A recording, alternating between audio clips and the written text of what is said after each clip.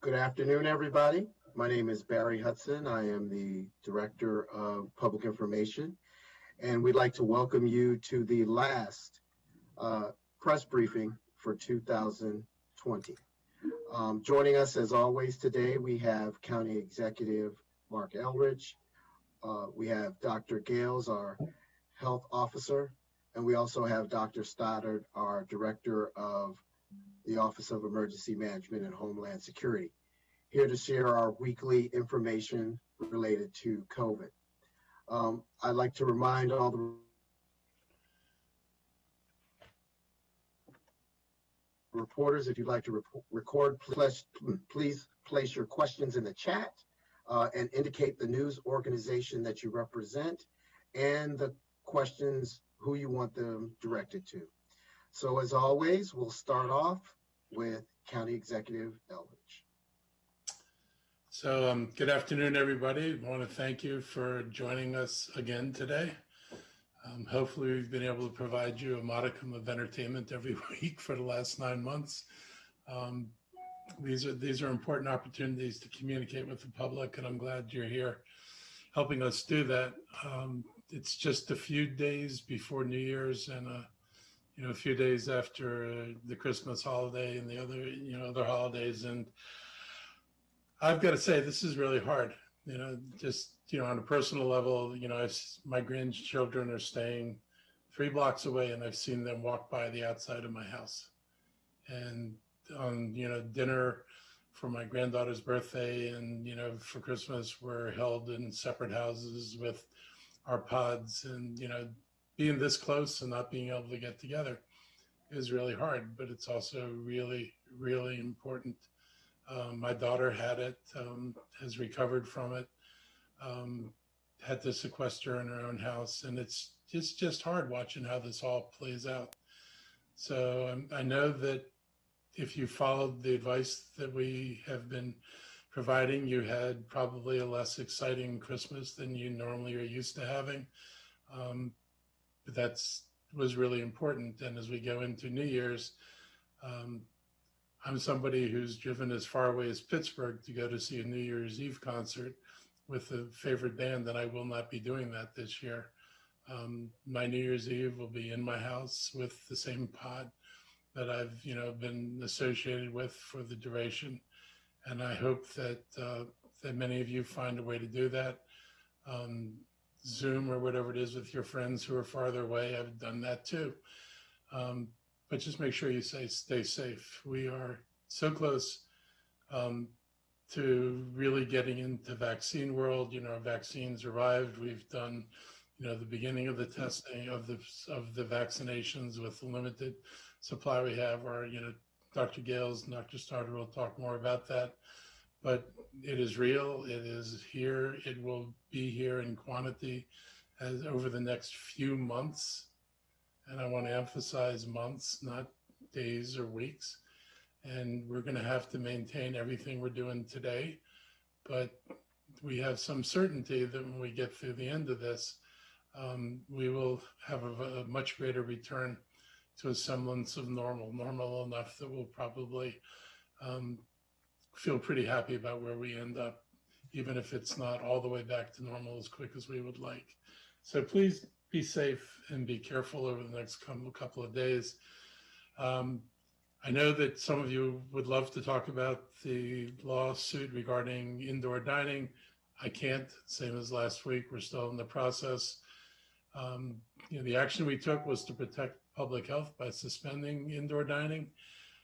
As a result of litigation, we're not going to be addressing questions about that issue.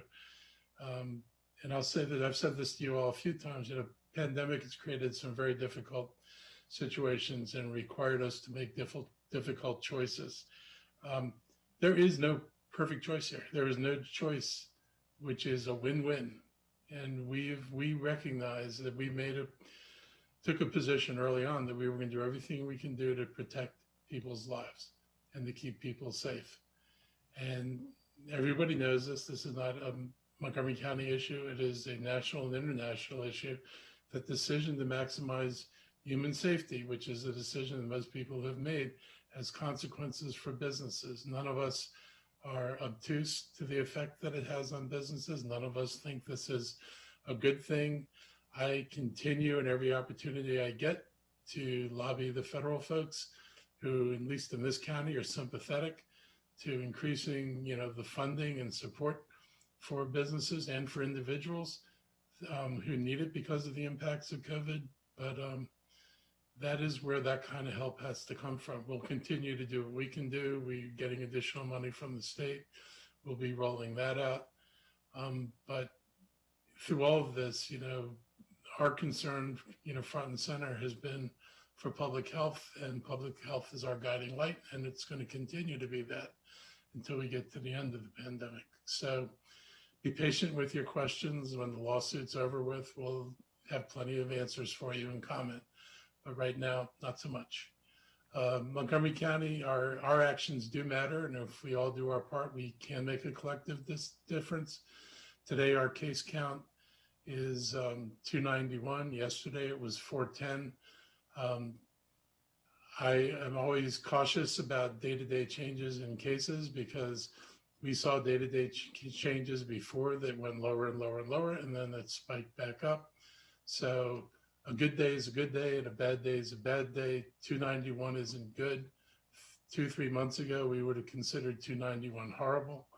291 just happens to be better than 410. Our test positivity rate is 7.2, and our cases per 100,000 are 39.1. Both of those numbers are multiples of what we had seen earlier back in the summer. So again, sometimes lower than it's been, but not low and still high. The volume of testing that's taking place at county-sponsored sites continues to be high. Last week, we tested 11,831 people, which was up from 10,778 people the week before. We expect the testing volumes to remain high this week and next week as the holiday season comes to an end. Vaccines were delivered to Montgomery County last week. We got our first shipment of vaccine. It's the Moderna vaccine, and Dr. Gales and his staff have received the vaccine. I will not be getting my vaccine until my place in the queue comes up. And I mean my place in terms of either age or vulnerability. I will not be getting a vaccine in my mind until we've vaccinated all the frontline workers and the healthcare workers. Any dose I get that takes away from those folks is a dose I don't want.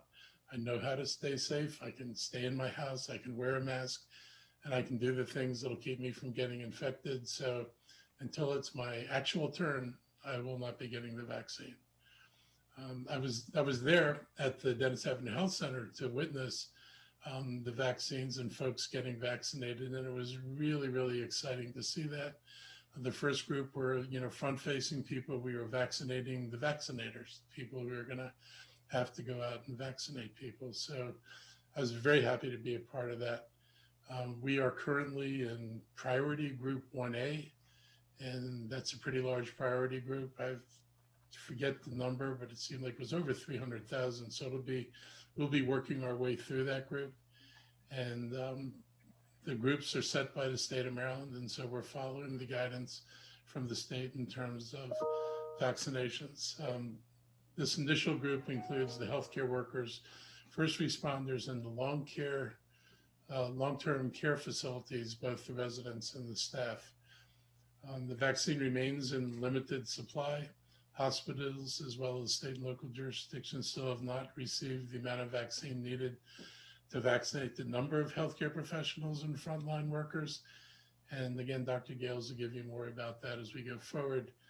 Yesterday, I hope you noticed, Novavax, another Montgomery County company, announced the start of phase 3 trial for their COVID-19 vaccine. That will be taking place in the United States and Mexico.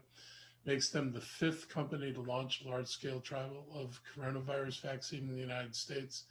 And this is good news for the county and for our country. Just remind people it's important not to gather for New Year's celebrations. Please don't do it.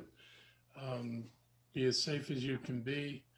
with restaurants and other establishments largely closed, some people will be tempted to host gatherings in their homes and invite over friends and family. Again, don't do it.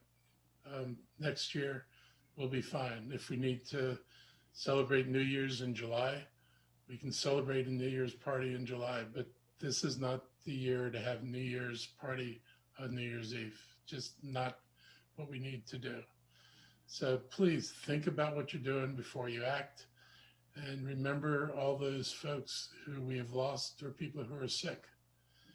Because many of those who are sick are going to be suffering long-term consequences. We are still in a serious situation, and our actions really do matter. And if we all do our part, we can make a difference. If you look at where the county sits within the state, I have said before, it is not great. But on the other hand, we are toward the lower end of the curve on many of these things. And I think that has a lot to do with the steps that we took here. We were very protective from the beginning, and we're going to remain protective till we get to the end. There is that light at the end of the tunnel. It is certainly there now, but we're not at the end of the tunnel yet. So don't confuse the light for being there. We know where we're going. We can see that this is going to change. We know there's light. But until you're there, you're not actually there. So we are where we are right now, and we're being patient. Keep masking up. Maintain your distance of 6 feet. Wash your hands frequently. And all these actions are really important to reduce the spread. And I just want to add that even the 6-foot guidance has been shown to be, too liberal. The fact is, the longer you're in a room with people, whether you're 6 feet apart or 10 feet apart, if you're in a closed room with people for prolonged periods of time, the distance becomes less important because you just get exposed to more viral particles if they're there in the room with you. The longer you're there, the more you're exposed, which is why we're really encouraging people not just to have a party and stay 6 feet apart, but pass on the party part, because that puts you in a room for prolonged periods of time. And we don't want you to be subjected to this. I also want to thank our county employees and the healthcare professionals and the frontline workers in the county and otherwise who have done so much and put yourself at risk through all of this. I give a special shout out to our own employees, because in the beginning, we didn't have proper personal protective equipment. The first masks we gave out, were the first things that were available, and they were not as good as they are now. We have folks who went and did their jobs every day. You see a fireman or a policeman out there. You see our county health workers. You see, building inspectors, people who are social workers working with populations that continue to need help and you could not pull help back from because of the coronavirus. Our people went out and did this work every day. So I especially want to thank them for being willing to do that and make sure that we did as much as we could to maintain some semblance of normalcy and a degree of support for people who really needed it. And I'm very appreciative of that, and I hope that the public is as well. And I really want to thank the people of Montgomery County for as much as you've done. I continue, when I drive around or if I have to go someplace, I don't see people without masks on.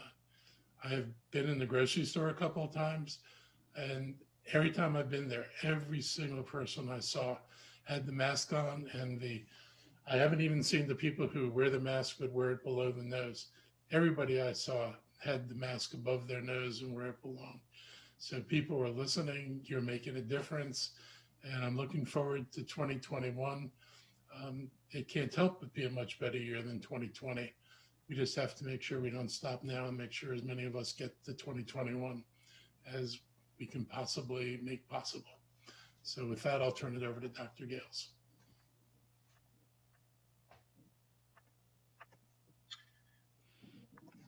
Good afternoon, everyone.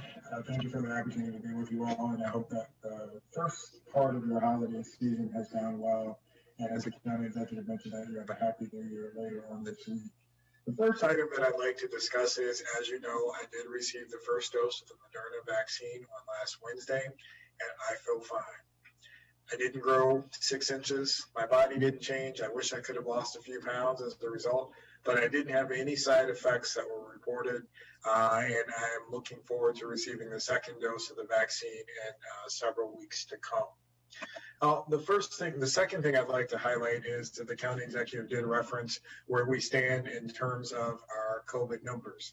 We are still seeing higher rates, although there have been some days where we've seen some fluctuations where the numbers have come down.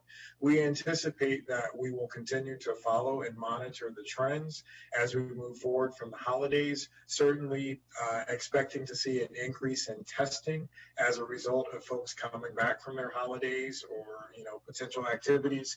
And we'll be particularly watching out to see where the case counts are following the New Year's weekend, as well to see if we do see a continued downward trend in those numbers. So again, we emphasize looking at the numbers with a sense of caution.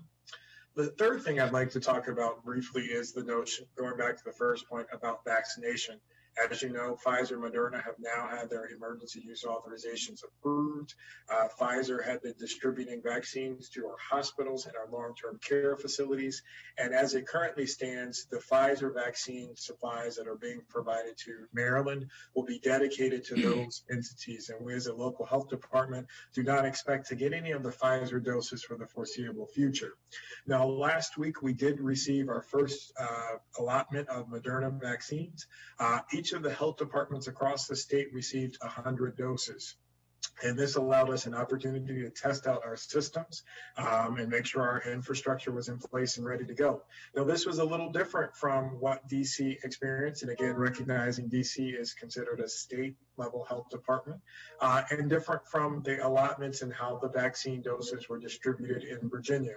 So you may have seen some differences in terms of some of the health departments begin their process of providing vaccination to healthcare workers within their community. Now, we have received a second dose of vaccines on a local level.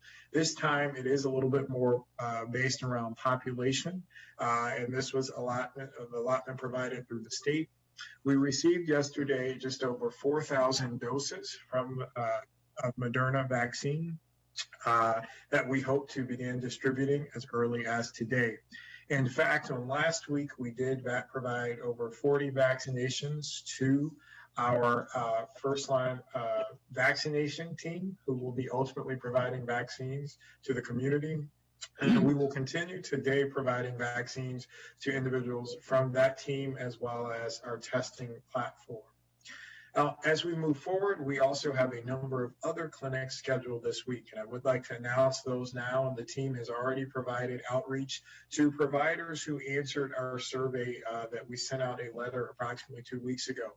We received feedback from, I think, just over 700 different providers and offices across the county, totaling somewhere between 14 to 15,000 employees covered within those networks. And our expectation is that we will, the team, again, has already provided outreach to those groups. And we do have multiple clinics scheduled this week utilizing the allotment that we received on yesterday. Tomorrow, we have a clinic scheduled from 8 a.m. to 8 p.m. at the White Oak Rec Center, where we hope to and anticipate delivering approximately 1,000 doses of the Moderna vaccine. And we also have another set of clinics on Thursday with approximately 750 doses at our White Oak Rec Center and 750 doses to be distributed at our Public Safety Training Academy for our first responders. Now, we anticipate, and we have not received confirmation just yet, of what next week's doses will be. We do anticipate that it will be comparable to what we received this week, and we will begin setting up schedules for next week's clinics. We will have multiple venues. We're working to secure and continue one in the Down County area as one in the Up County area as well, to provide a place for individuals in category 1A to receive the vaccine. Now, you might ask, who's included in that? Now, there are ongoing conversations at the state level to provide further definition and clarification for the priority groups to break out so that folks at home understand where they fall in the queue, 1A, 1B, 1C, and so forth. And what we're focusing on right now are our emergency responders, our EMS team, the vaccinators who are actually going to be providing the vaccinations for other folks, the individuals who are involved in our testing sites, including testers and registration and administrative teams, our public health COVID response individuals, healthcare providers and staff members in urgent cares and primary care facilities, and in our dialysis centers. And this is consistent with what guidance we have received from the state to date related to those prioritizations. Now, we do recognize that I did throw out a number to say we had over 700 offices and providers respond. When we added those numbers up, that came to over 15,000 different workers and staff members. We do recognize that not everyone is going to get vaccinated overnight. And this will be an ongoing process. So we continue to open up clinics as we get our distribution and allotment. We can only allow as many spaces based upon the number of doses that we receive. And so more information will be put out as we get more firm details in terms of what our allotments will be, and we will be standing those clinics up very, very quickly. The last thing I'd like to mention, and I'm sure there'll be additional questions about what I just described, is folks have asked, well, when is it going to be my turn? Well, the short answer is we can tell you where you fit in terms of your category, but we don't have a hard and fast date when we will move from 1A to 1B to 1C to phase 2 and so forth. What I can tell you is we will be following carefully and trying to get as many people through the doors and through the queue to get vaccinated as quickly as possible. And so we will offer it to 1A, and if we notice that there's a decrease in the number of folks who are requesting appointments, we will move quickly to pivot to say the next group to come in, again, to try to get as many people through the doors as we can based upon the guidance and guidelines that have been provided from ACIP, the CDC, and the state level. So we appreciate your patience, and we are working to be able to serve and make these resources available to our community residents. Thank you, and happy to answer any questions you may have. Good afternoon. I know there's going to be lots of questions about vaccinations, so I'll make my update brief today. Over the weekend, we had teams out doing enforcement related to both the governor and the county executive's orders, both in outdoor dining, particularly looking at the tent issues, and in our retail spaces and other establishments as well. On the tent front, we are looking to update our guidance on tents. We've obviously gotten a lot of questions. Some of the issues with tents are obviously COVID related, but many more of them are related to fire code issues that Department of Permitting Services is updating their guidance to cover more adequately. So you can expect to see that updated guidance coming out over the next few days, just to clarify and answer some of the many frequently asked questions that we get as it relates to tents. We did not issue any citations or formal warnings. We did do a lot of education over the weekend, particularly on the tent issue, but on other issues as well. We are training teams from our Animal Services Division as well as Department of Housing and Community Affairs. Training is tomorrow. We have one scheduled for next week, so we'll be increasing both our education and our enforcement components, in addition to focusing more on retail and other places now that indoor dining is currently suspended. On the letter of approval front, I know we got a lot of inquiries about this. We did receive 26 big box store exemption requests through letters of approval. We granted 25 of those. The one that we did not grant was actually an increase in capacity request beyond what their square footage would allow. They were seeking to go from, one for 200 square feet, which is our rule, would have allowed them to have 63. They're actually asking to go beyond that 63 up to 150. That would have actually violated the 50% requirement of the state in addition to our local order, so that request was denied. They were left at the one for 200 square foot that everyone else is frankly operating at now. Obviously, we have some large retailers, and so we went through their strategies and plans to make sure that we had, we felt comfortable with what they were proposing or attempting to implement. And we will hold them accountable to those plans as we move forward through our enforcement and education process. One of the benefits of going through this letter of approval process is not only that we get to see those plans and we can hold them accountable to those plans, but should we find that there are large retailers who are either incapable of or unwilling to follow the letter of their own planning processes, we can simply rescind the letter of approval that has been granted to them, and that will restrict them to 150 customers and workers in a store. And so obviously it gives us an additional ability to do enforcement. We want to work with the businesses and have been this, throughout this process to try and allow as much safe activity as we possibly can, particularly in our retail spaces where, face coverings can be worn all the time. But obviously we're not going to allow for unsafe conditions to proceed. I think that's all I wanted to cover today. I think we can go into questions. Okay, thank you. And remember, if you have questions for the media, please make sure you indicate your news organization and who you want to direct your question to. Today, Chris Gordon must not be here because the first question is from Rebecca from the Washington Post, and she directs her questions to Dr. Gales.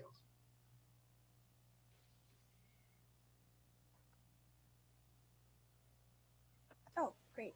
Finally in first place after a year of being behind Chris. My question is for Dr. Gales and for Dr. Stoddard. Do you expect, given that we've seen sort of record levels of air travel this past week, do you expect cases in Montgomery County to surge again in January? And if so, do you think the county has the infrastructure and the capacity to handle both vaccine distribution and another, God forbid, surge in cases? Well, I do think it is concerning that we did see record levels of travel through our airports being reported throughout the pandemic, particularly given the higher levels of community transmission where we sit right now. And again, it's important to emphasize is that, yes, the travel component is important, but really what is it that people are doing when they land in their destinations or they get to where they're going? And I think that's the biggest piece that is the unknown factor. And hopefully that with the advice that has been provided repeatedly from different outlets, that people, if they did travel, they did adhere to, wearing face coverings and, practicing physical distancing and those types of practices to mitigate any potential risk of transmission. But at the same time, again, given the high levels of community transmission where we sit right now going into the holiday, we actually are at higher levels now than where we were before Thanksgiving. We are concerned and are on alarm and going to continue to follow to see if those numbers bear out. Now, as it relates to surge capacity, again, our hospitals have their playbooks in place, and they've continued to, look at ways to grow and expand their capacity. The physical blueprint, we do have a significant amount of space, but one of the concerns that we continue to monitor, as well as other jurisdictions, is the ability to staff those beds and have adequate staffing and appropriately trained staffing to be able to provide the response across the level. I'm confident in our ability to manage that and do that, but again, certainly all of this is concerning and reasons why we're continuing to follow the trends on a routine basis. I would only add to answer that question a little bit too. Number one, some of the publicly available data, and again, we have no direct information on this, suggests that maybe travel out of BWI and perhaps some of the other hospitals in the region may have been a bit better than what the national numbers suggest. Number one.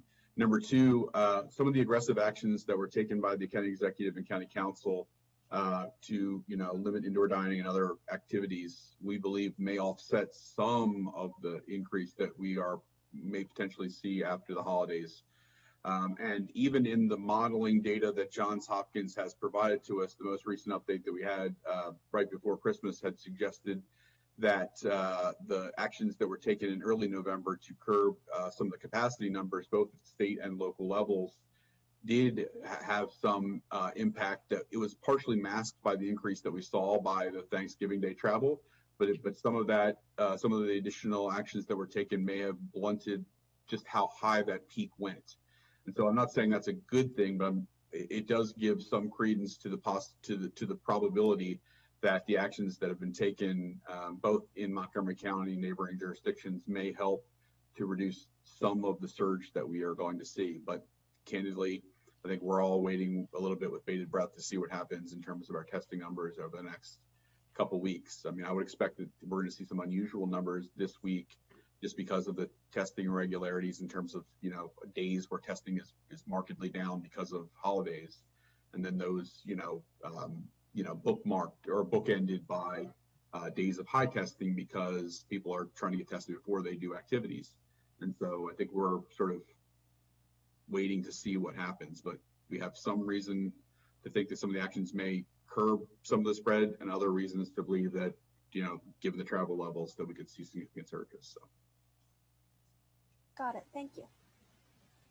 Our next question is from Kate Ryan, WTOP, and she has questions for the county executive and for Dr. Gales.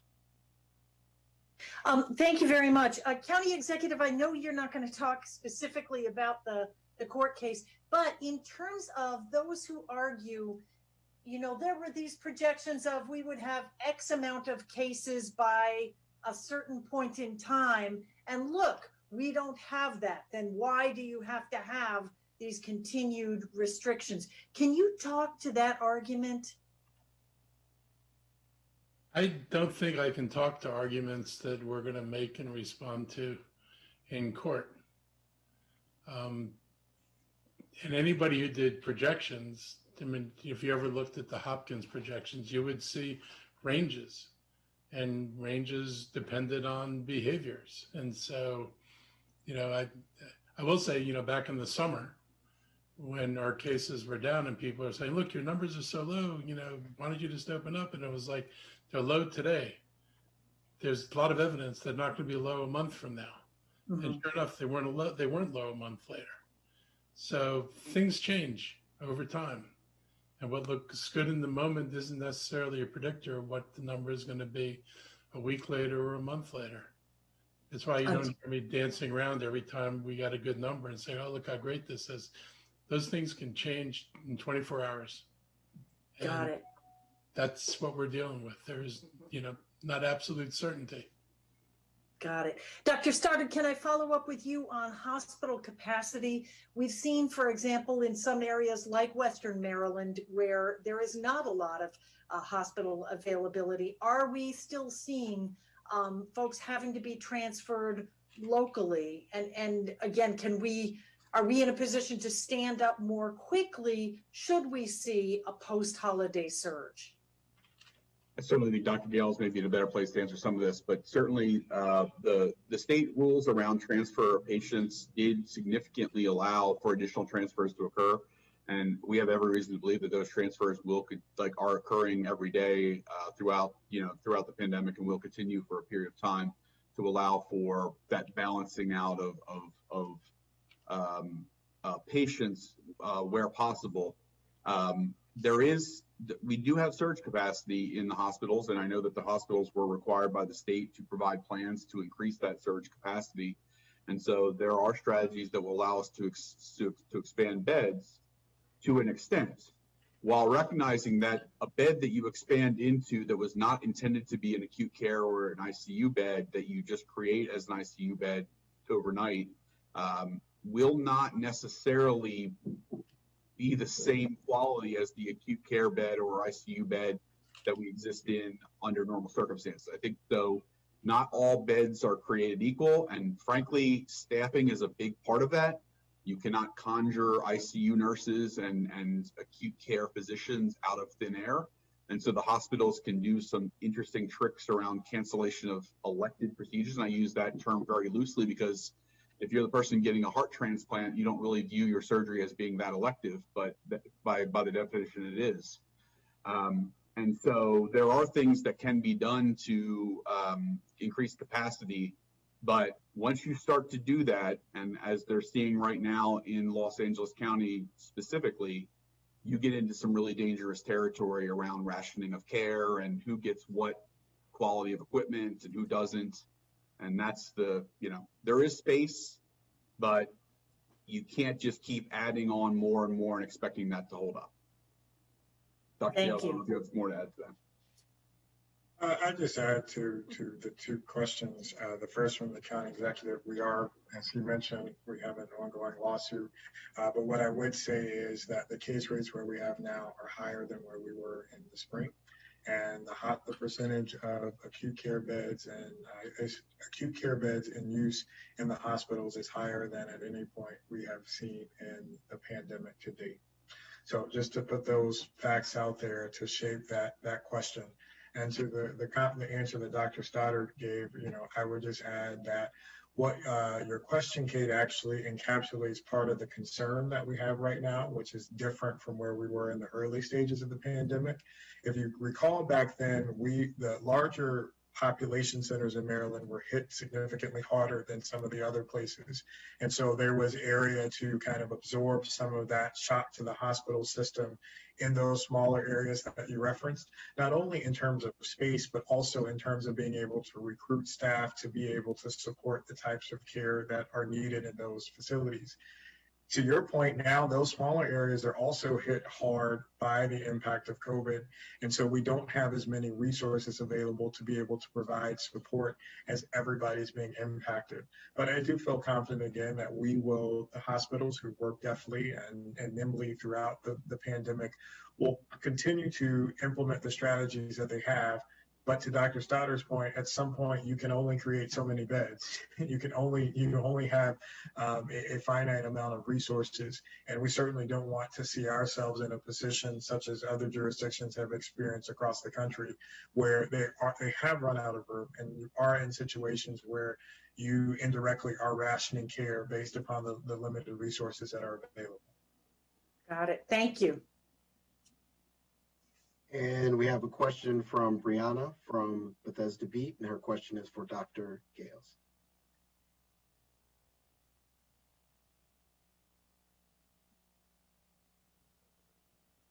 Briana? Okay, sorry, I had trouble unmuting myself. So I have a few questions for Dr. Gales. First, just kind of jumping off of Kate's question, can you provide an update on hospital capacity as far as if any hospitals are at full capacity for ICU or acute care this week? And the 4,000 doses that the county expects to receive as early as today, is there a sign-up process for medical providers, or how exactly are you all coordinating with them to get people vaccinated? And then I have one follow-up question. Okay. All right. Well, hopefully I'll go through these first two quickly to get to the third. So the first question that you mentioned, I don't have the specific hospitals that are at capacity, but based upon our surveillance report yesterday afternoon, we did have 2 hospitals that had no ICU vacancies. And it's important to talk about that, and I apologize for not clarifying this before. In terms of when we're saying vacancies, that means that they may have beds, but not necessarily the staff to be able to support them.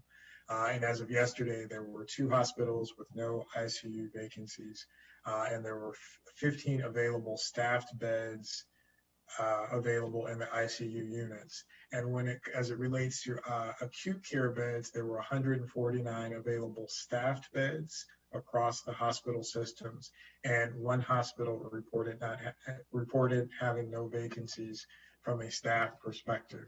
Again, I don't have the specific information, but that was our surveillance report as of yesterday afternoon. Now, as it relates to the vaccine process, to kind of walk everybody back through the process and how this is going to go. There is an electronic surveillance and scheduling system called PrepMod, within which individuals are able to go in and schedule their appointments, as well as complete the consent process that is a part of the registration process. I went through this process last week to test it out, and the team is continuing to work to refine. But the way it will work is that providers will have access to a link to be able to go online, schedule their appointment, complete the registration. And so when they come in to get their appointment, we will be asking folks to have confirmation or proof of their licensure and their employment to confirm that they do fit the criteria for 1A categorization. But the expectation is that process will be completed. The wait time will be minimal. They'll come in and get their vaccine, and we will observe them for approximately 15 minutes to make sure they don't have any signs of any type of allergic reaction. But the way the process is working is, again, that information, the team is sending that out to individuals who provided a response to the survey, and we will be sending that information out broadly later on this afternoon so that providers who may not have completed the survey will be able to go online and schedule appointments. We do recognize that there is a situation where we may we'd love to be in a situation where we run out of slots available. And we're hoping to make, again, 1,000 slots available tomorrow and 1,500 slots available split between the two different locations on Thursday. And certainly next week, we will be utilizing any remaining supply from this week and hopefully a new set of supply from the state on next week to stand up additional clinics to be able to get folks in who may not have been able to access this week's clinics. Great, thank you. And my last question is, I know you addressed concerns over any potential case surge because of Christmas and travel. Is there a positivity rate or some other measure that county officials have determined could potentially trigger a stay-at-home order if it reaches a certain level? I think we continue to use the measures and metrics we have so far, including the test positivity, the case rate. Those have been the two that have been used most consistently at the local, the regional, and the state level. We again also would be looking at those secondary factors, such as hospital utilization, the amount of folks who are showing up to the emergency room requiring care, and also if there's any alarming information that comes out of our contact tracing apparatus that demonstrates that there are particular activities that carry significant weight or increased risk in terms of transmission. Great, thank you so much. Okay, I don't see any more questions in the chat. So as always, going once, going twice, going 3 times. Well, thank you very much for the question. Oh, Kevin Lewis has one. Sorry. Hi, Kevin. Hey, sorry. Who's your question directed to? In my quick attempt to get the question answered. This is a question for County Executive Elrich. Wanted to just ask about the ferry service and everything that broke yesterday with concerns for folks on the Virginia and Maryland side that use that service, whether daily or just intermittently. I mean, we're concerned about it. Loudoun County's concerned about it. The county over there was quick to make a note that this wasn't any action that they took and wasn't their idea. So we're hoping that that these parties can resolve it. I mean, it's a dispute between the landowner on the Virginia side and the ferry. And the ferry obviously needs access to the landowner's property. The Montgomery County has no jurisdiction over that landholder. But both us and Loudoun County have an interest in making sure this link is continued. So we're continuing to watch and see how this plays out. But this is, no, this was not we were not alerted to any of this when it happened. So this in real time. So we're playing catch up and trying to figure out with our jurisdiction across the river, how do we deal with this? Would it be fair to say your hope is that service will be restored? Yeah, I think, it's been there for a very, very long time. And so they've got to find a way to resolve this because a lot of people depend on it. And I'm hopeful that they'll be able to resolve it. Obviously, the ferry service had happily been in business for quite a while, and the other party was in a relationship they thought worth having. And I guess they've got to resolve what their differences are now. All right. Thank you very much. Mm-hmm.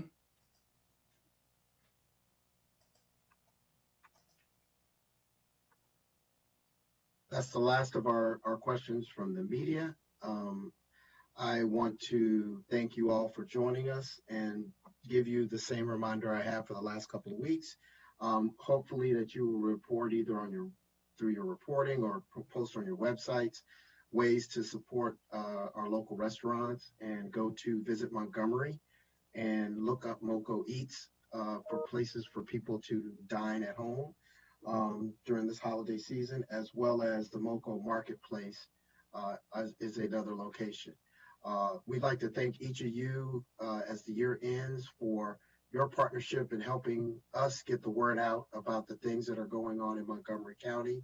And we look forward to working with you going into 2021, which let's hope will be a much better year. And we'll actually be able to do face-to-face press conferences, maybe with face masks, but hopefully face-to-face.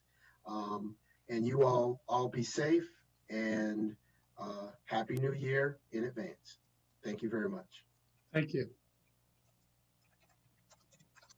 Specific action, not much you can do before you get called to court on that. But across the county, we have a variety of resources, including rental assistance payments are available.